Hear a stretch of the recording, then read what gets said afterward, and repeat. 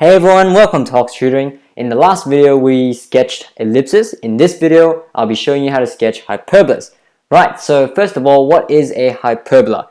In the spec term, a hyperbola is of two shapes. So there are asymptotes, just like the hyperbolas in methods, but the asymptotes are across instead of your horizontal and vertical asymptotes. And the shape is something like this. And that's one of them. The other one is the same asymptote cross, but this time it's of this shape where it's going up and down instead. So in spec there are only two forms. The first one, I call that the left and right hyperbola, and the second one, the up and down hyperbola. There's really no specific name for it. You can name it whatever you want, really. Just call it hyperbola. Right. Just like your ellipses, I'll be showing you the general formula for hyperbolas, and then I'll also show you how to sketch hyperbolas, and I'll provide an example as well. Okay, so what is the general formula for a hyperbola? General formula, very similar to ellipse. It is x minus h squared, also similar to your circle, over a square, and then you have y minus k bracket square over b square equals to 1. But unlike your ellipse, the sign or the symbol in between these two terms are plus. For hyperbolas it's a minus. Okay, so ellipse it's plus, hyperbola negative. Circles, we don't have a 1, it's just r squared. There's no a squared and b squared at all. Okay, there's also one additional formula, or essentially two formulas if you want to call it, for a hyperbola, and that is to find your asymptotes. So the general formula for an asymptote, you take from the general formula right here, y minus k, whatever's inside this bracket, you put it there on the left hand side, equals to plus minus, so there's two asymptotes as you can see, that's why there's a plus and a minus, and you take b divided by a. Just take note, it is b over a, not b squared over a, multiplied by x minus h in the bracket. So whatever you see here, bring it over there on the right hand side. Okay, so if you do this, guys, you'll get the two formulas for your, or two equations for your asymptotes, and you should always have two. If you have one, something went wrong.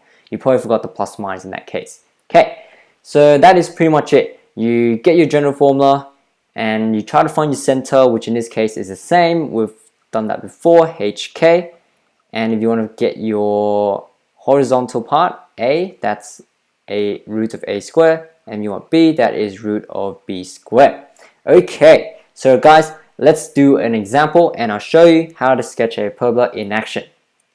Right, so we've got this equation right here, x plus 1 in the bracket, you square that, divided by 4, minus y squared equals to 1. This is the general formula for a hyperbola because there's the a squared here, the b squared as well, which is 1, it's just invisible, and there's a negative in between these two terms. Right, so we know it's hyperbola. Just like ellipses and circles, step number 1, always find your center. So the center in this case, not plus 1, the x value, it is negative 1, and the y value, there's no k, so that's just 0. Okay, and then you find your a value, which is root of 4.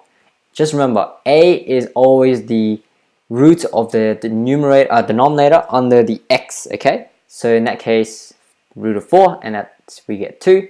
B is root of 1. This is pretty much over 1 square, and that's root of 1, so we get 1 as well, okay?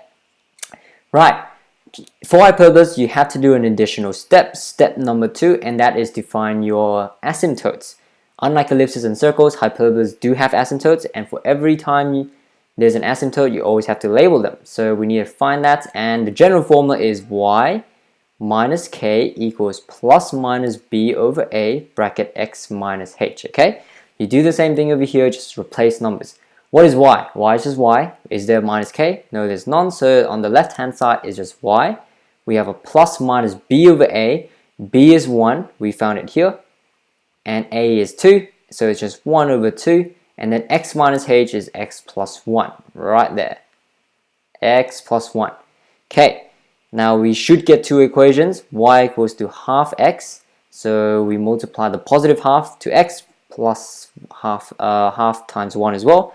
And you do the same thing with the negative side, negative half x, negative half as well. Okay? Right. So after you're done with that, you can start sketching your graph. I will sketch the axes first.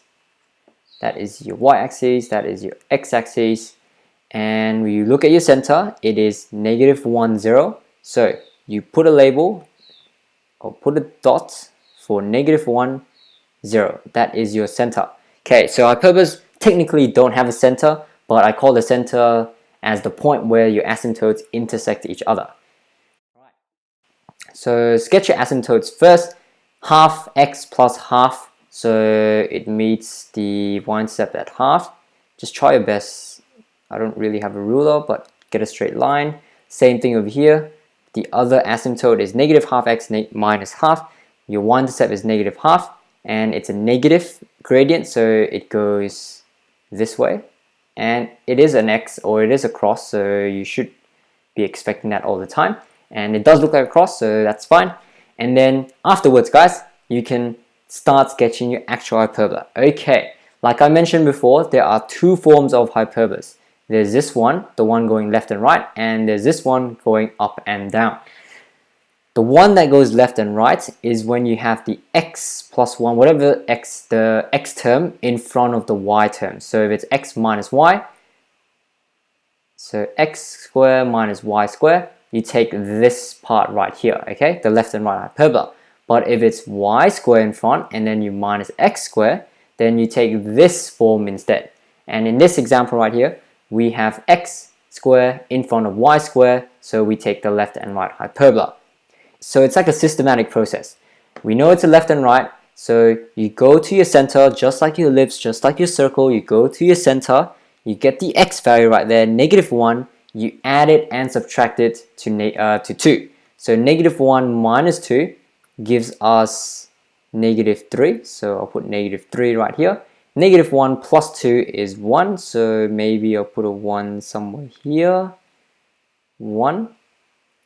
Right, so those 2 points are the points, in this case, for hyperbolas, closest to that center, to the intersection point, okay? And unlike your circles and ellipse though, you do not touch the b value at all. You don't have to, because this is left and right hyperbola. You only want to look at the a's, so the horizontal. If it's the up and down hyperbola, you actually want to look at the b value, because then you take the y value and you add on top of b, or subtract it from to b. Okay, this is left and right. You only look at a, so that's the good part. You don't have to even care about b. Afterwards, it's very simple. You only need 2 points for hyperbolas, and they should be the closest to your circle or to your center. Just try your best to sketch and follow the asymptotes, okay? Whenever there's an asymptote, the graph should follow it in this course. Do the same thing on this side, and voila, we have a left and right hyperbola. And this is the this graph is the representation of this equation right here. Just before I go though, make sure, I forget this every time as well, and you actually will lose a mark in the exam, to label your asymptotes, okay? So y equals half x plus half, and you have y equals to -half x minus half.